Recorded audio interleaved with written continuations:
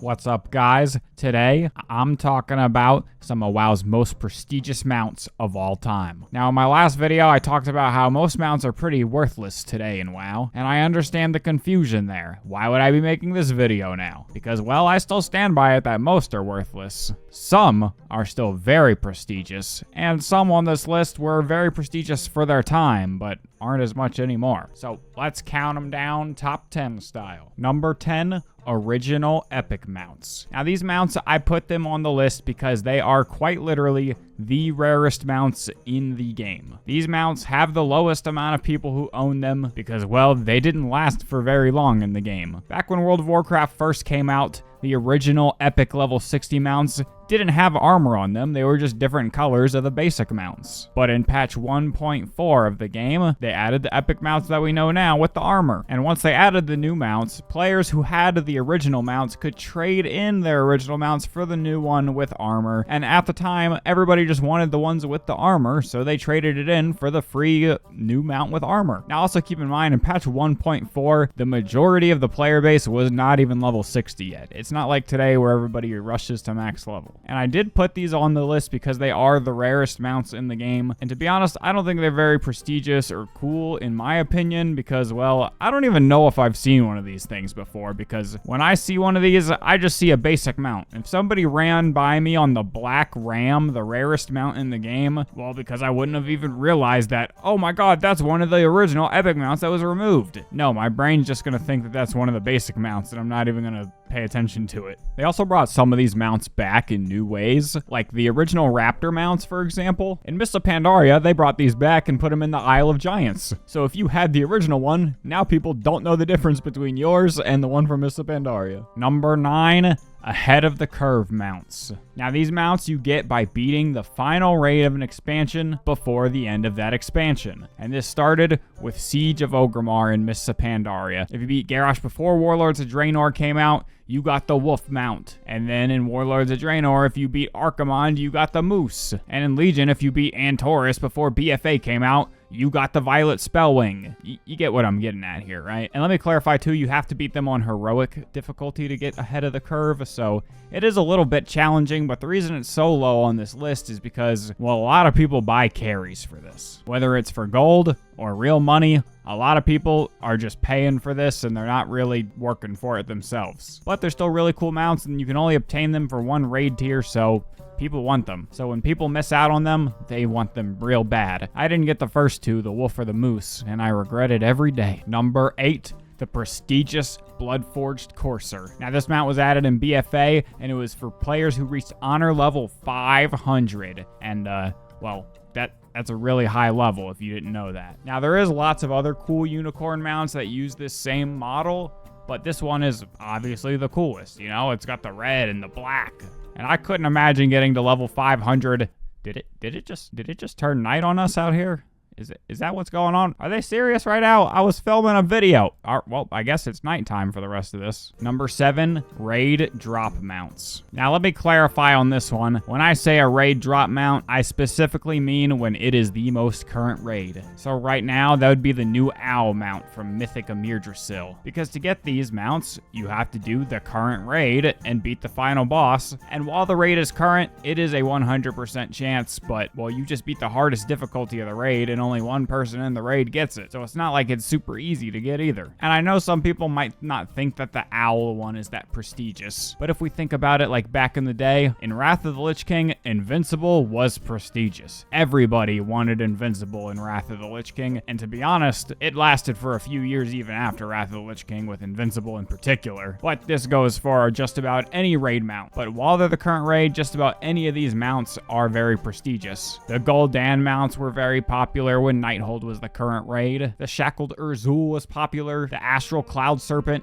was prestigious during the Mogushan Vaults. The Korkron Juggernaut with Siege of Orgrimmar. Ashes of Alar was one that was beautiful and everybody wanted back then. You get it, I'm sure you know one. But obviously when years go by, these things become easier to get because you can just run through by yourself and it's just a matter of spinning the slot machine until you get them out. But while they're current, they're very prestigious. Number 6, Gladiator mounts. Of course, along with the Honor PvP mount, we had to put the big PvP mount on here. the Gladiator Mount. Now, the Gladiator Mount actually got a little bit of a change of how you obtain it in recent years. Before, all you would have to do is reach rank 2400 in arenas and you would get the Gladiator Mount. But now they made it a little bit different where you had to get to rank 2400 and then win 50 games while still at rank 2400. So it's kind of annoying if you're not super duper good. I do not have any Gladiator mounts, and it will probably remain that way because, well, I'm not much of a PvPer. And I also feel like over the years, these have gotten a little bit less prestigious just from some of them not being as cool looking. Like the one from the War Within that got leaked, I really hope that they change that because, man, they're really trying to kill PvP if that's the Gladiator mount. But I also think a prestigious factor with this is the amount of people that might buy carries for this. I know it's not like a huge amount of people buying Gladiator carries, but there probably is a decent amount out there. And also, just PvP in general is kind of dying. Definitely nowhere near the numbers that it used to be back in the day. So if people don't care about PvP, they don't really care about the mounts as much either. Number 5, the challenge mode Phoenixes. These were added back in Mists of Pandaria for beating the challenge mode dungeons. And when Mists of Pandaria left, these Phoenix mounts left with it. And when they left, they became very desirable to people. And well, they haven't given it back to us yet, and I don't think they will. They are finally giving us a recolored version in the new Mists of Pandaria remix event that's coming out. And I'll be honest, the recolor does look really, really good. And it's really nice because people have wanted another model of this mount for a while because I don't really think that there's any other mounts that use the same model as this Phoenix. Number 4, the Soaring Spell Tome. Now, this mount is actually really hard to get, especially if you're someone like me who mainly plays as one character. Because to get this, you have to beat every single boss on the Mage Tower, a challenging piece of solo content that they added back in Legion. And even though it came out back in Legion, it still scales up to today, so it's not like you're blasting through Legion content. And you can't fight all the different bosses on one character. Bosses are specific to spec, and different specs fight the different bosses, so you have to know at least a couple different classes to be able to get this thing. So if you have this, you have my respect, because I don't have it. Number 3, the Black Proto Drake. Now, you obtain the Black Proto Drake back in Wrath of the Lich King by beating Naxxramas 25, man, with no members of your raid dying the entire way through. And when the Naxxramas raid tier ended and Ulduar came out, you could no longer get this mount. So you had to get it during that raid tier. So it did not have much time to get it, so not very many players have it, making it very prestigious. Now, I know what some of you are thinking. There's also the Plagued Proto Drake, which is for doing the same thing on 10-player mode. Why did I not say the Plagued Proto Drake, though? Well, because the Plagued Proto Drake you can technically still get today from the Black Market Auction House. Though it might cost you a lot of money, you can still get it. Now, the Trial of Crusader, also in Wrath of the Lich King, had very similar mounts that were awarded for nobody dying during the raid. And you could also only get it during that raid tier. But these were just some horses, and like, let's be honest, the Proto Drakes were way cooler, making them more prestigious. Number 2, the Swift Zulian Tiger. This mount dropped from Zul'Gurub in Vanilla WoW with a very low drop chance, and back in Cataclysm,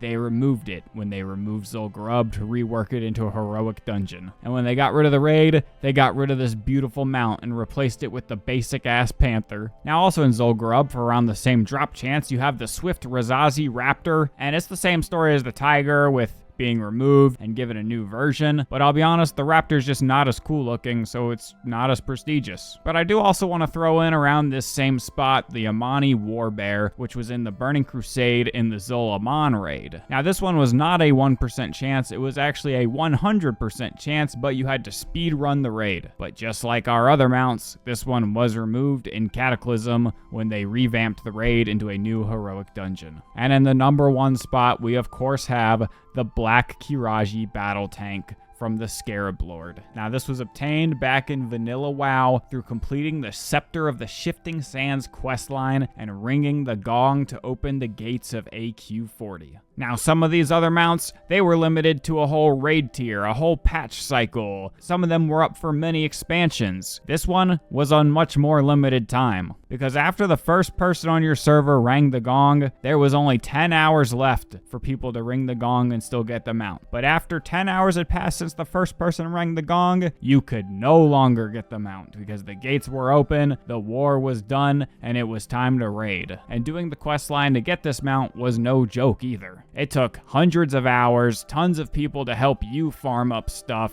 Like, if this was something that you just wanted to go and do by yourself, yeah, it's just probably not happening. And with it being back in vanilla WoW, I really don't think that there was people selling carries for the Scarab Lord, because most people probably didn't even know how it worked back then. To most people, this thing was probably a mystery in vanilla WoW, leading to not many people getting it, so not many people have it today, because of the people who have it, how many of them quit playing the game along the way as well? Now, when Classic WoW was re-released, of course, tons more people got this mount, and it's not as prestigious on Classic as it is in retail, but that thing is still cool. I believe this is the most prestigious mount in the game. I honestly think it just looks cool too. If I ever see somebody on this, I stop and I go, damn, that guy's cool. Because I've only seen this thing like 2 or 3 times my entire time playing retail WoW, and each time I saw it, I stopped and I went, damn, that guy's cool. And Blizzard even gave these guys a little bit of an extra treatment, because a few years back they gave every Scarab Lord a free HD version of the mount that nobody else gets either. Now that's my list. I hope you guys agree. This was mostly just my opinion, but there was some facts in there too to help justify my places. Let me know your top 10 down below if you'd like, or just specific ones you disagree with. And before I end, I do want to give an honorable mention to the fluorescent green Mechanostrider. Now this mount was only ever given to one person, because a GM gave it to them by accident. And after they accidentally gave him this mount,